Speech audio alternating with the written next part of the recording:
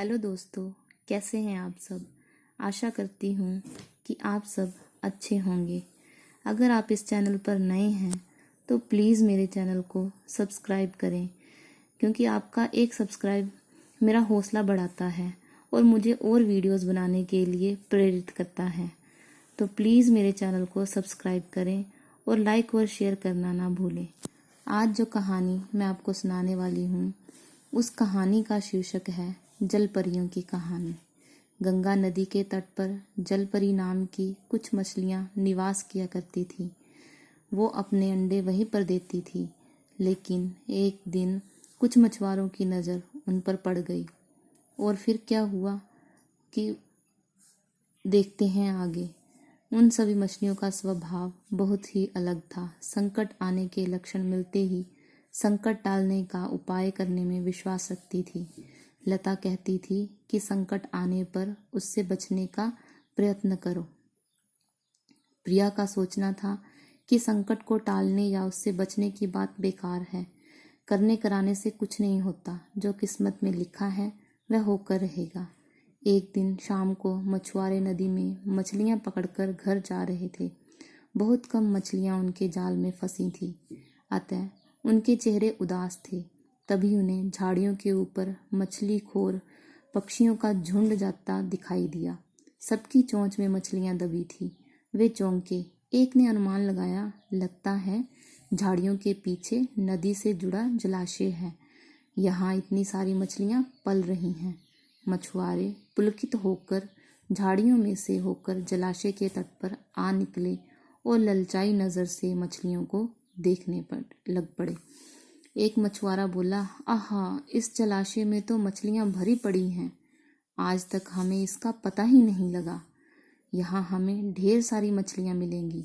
दूसरा बोला, और तीसरे ने कहा, आज तो शाम घिरने वाली है, कल सुबह ही आकर यहाँ जाल डालेंगे।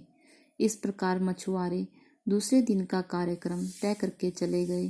तीनों मछलियों ने मछुआरे की बात सुन ली थी। स्नेहा ने कहा, साथियों, तुमने मछुआरे की बात सुन ली। अब हमारा यहाँ रहना खतरे से खाली नहीं है। खतरे की सूचना हमें मिल गई है। समय रहते हमें अपनी जान बचाने का उपाय करना चाहिए। मैं तो अभी ही इस जलाशय को छोड़कर नहर के रास्ते नदी में जा रही हूँ। उसके बाद मछुआरे सुबह आए, जाल फेंके मेरी बला से। लता मछली बोली, तुम्हें जाना है तो जाओ, मैं तो नहीं आ रही। अभी खतरा आया कहाँ है जो इतना घबराने की जरूरत है। हो सकता है संकट आए ही ना। उन मछुआरों का यहाँ आने का कार्यक्रम रद्द भी तो हो सकता है, और हो सकता है रात को उनके जाल को चूहे कुतर जाएं। हो सकता है उनकी बस्ती में आग लग जाए। भूचाल आकर उनके गांव को नष्ट कर सकता है, या रात को मूसलाधार वर्षा हो सकती है। इसलिए उनका आना निश्चित नहीं है। जब वह आएंगे तब की तब सोचेंगे। हो सकता है मैं उनके जाल में ना ही फंसूं। प्रिया अपनी भाग्यवादी बात, भागने से कुछ नहीं होगा। मछुआरों को आना है तो वह आएंगे। हमें जाल में फंसना है तो हम फंसेंगे।